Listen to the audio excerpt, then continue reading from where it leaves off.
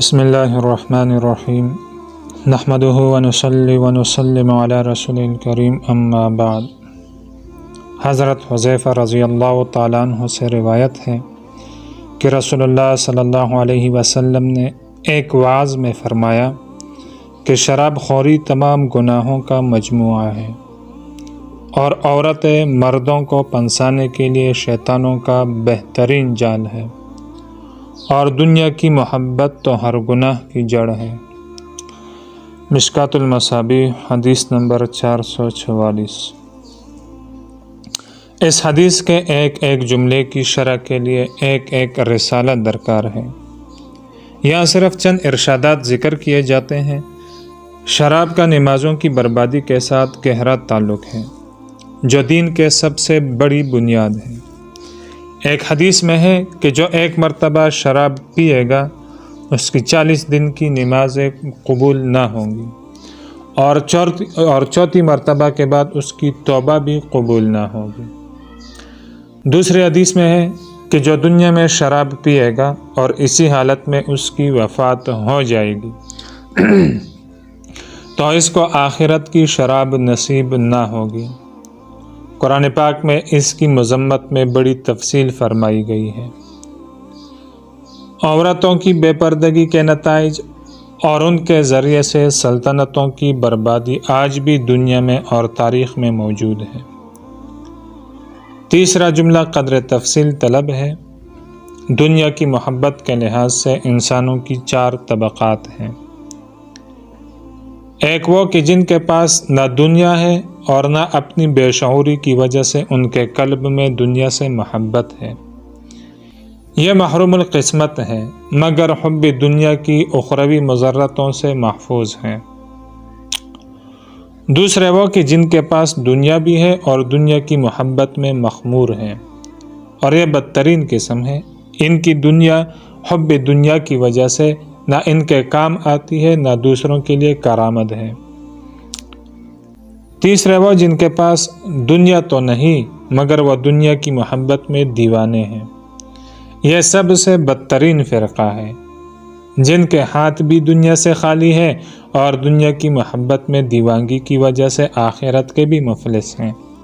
چوتھے وہ جن کے پاس دنیا ہے مگر فطری طور پر ان کے قلب میں دنیا سے محبت نہیں، یہ لوگ قلیل ہیں اور قدرت کے اس لطف و کرم کی وجہ سے حب دنیا کی مضرتوں سے محفوظ ہیں۔ لیکن اس طبقے کی ایک قسم وہ ہے جو حب خداوندی کی وجہ سے دنیا و ما فیہا کو فراموش کر چکی ہے۔ وہ لوگ کبریت احمر ہے اور اقل قلیل ہے۔ یہ وہ حضرات ہیں کہ اگر ان کی ملک میں تمام دنیا بھی آ جائے تو ان کی مسرت میں ایک ذرہ اضافہ نہیں ہوتا، اور اگر ان کی ملکیت کا ذرہ ذرہ ان سے چھین لیا جائے تو اس کا غم بھی ان کو ذرہ برابر نہیں ہوتا۔ گویا کہ دنیا کا وجود و عدم ان کی نظروں میں برابر ہے، اور وہ ان دونوں کو خدا کی نعمتیں تصور کرتے ہیں۔ دولت کا جمع کرنا ان کے لیے ایک پہاڑ ہوتا ہے، اور خدا کے راہ میں اس کو لٹا دینا ان کی آنکھوں کی ٹھنڈک ہوتی ہے۔ صحابہ کرام رضی اللہ عنہ اجمعین میں اس کی مثالیں اتنی ہے کہ تاریخ ان سے بری پڑی ہے۔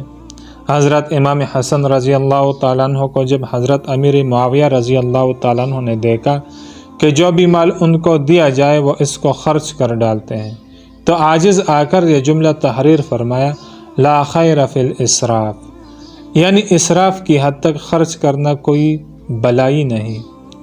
امام موصوف رضی اللہ تعالیٰ عنہ نے اس کے جواب میں یہ لکھ کر بھیجا، لا اسراف فی الخیر، یعنی اسراف بے شک بری چیز ہے مگر راہ خدا میں جتنا بھی خرچ کر دیا جائے وہ اسراف نہیں کہلاتا۔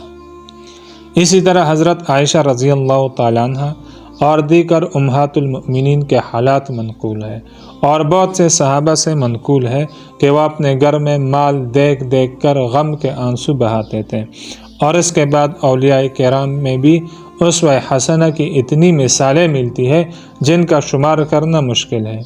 یہ بھی امت کے کچھ چیدہ افراد کا ایک مذاق تھا، اور اس مذاق کے لوگ بہت کم ہوتے ہیں، اور وہی اس کی قدر و قیمت کو شناخت کرتے ہیں۔ لیکن یہاں آمد و خرچ کا جو عام ضابطۂ شریعت نے تعلیم کیا ہے، اس میں عام افراد کی رعایت کر کے ایک درمیانی راستہ ایسا تعلیم فرمایا ہے جس پر ہر کس و ناکس کو عمل کرنا ممکن ہو۔ یعنی دولت کو نہ تو اتنا جمع کیا جائے کہ قلب میں اس کی محبت اتنی سما جائے کہ حقوق اللہ اور حقوق العباد ادا نہ ہو سکے، اور اگر ادا ہو تو ان کے ادا کرنے میں دل میں تنگی محسوس ہو، اور نہ اس مال کو اس طرح بے جا لٹایا جائے کہ کل مفلس ہو کر بے صبری کے ساتھ دوسروں کا محتاج ہونا پڑے اور دست سوال دراز کر کے ذلیل بننا پڑے۔ حقیقت یہ ہے کہ بندہ جب خدا تعالیٰ کی بخشیدہ دولت میں سے اس کے عائد کردہ حقوق فراخ دلی سے ادا کرتا ہے تو وہی دنیا پھر مسلمان کے دین کے لیے ایک بہترین رفیق کا کام دیتی ہے، اور اس میں اس کی محبت کے لیے وہ کشش ہی باقی نہیں رہتی جس کی محبت اس کے اور رب کے درمیان حجاب بن جائے۔ اس لیے حدیثوں میں ایسی پاک دنیا کی تعریف بھی آئی ہے، اور اس نقطے کی وجہ سے حدیث مذکور میں دنیا کی مذمت نہیں بلکہ اس کی محبت کی مذمت کی گئی ہے۔ اسلام میں محبوب دنیا کی مثالیں بھی سلف سے لے کر خلف تک ملتی ہیں۔ ہمارے زمانے میں پاک دنیا کی یعنی کسب حلال کی بڑی اہمیت ہے، اور اپنا دین بھی عزت کے ساتھ محفوظ رکھے اور دوسروں کی بھی مدد کا باعث ہو۔ وآخر دعوانا الحمد للہ رب العالمین۔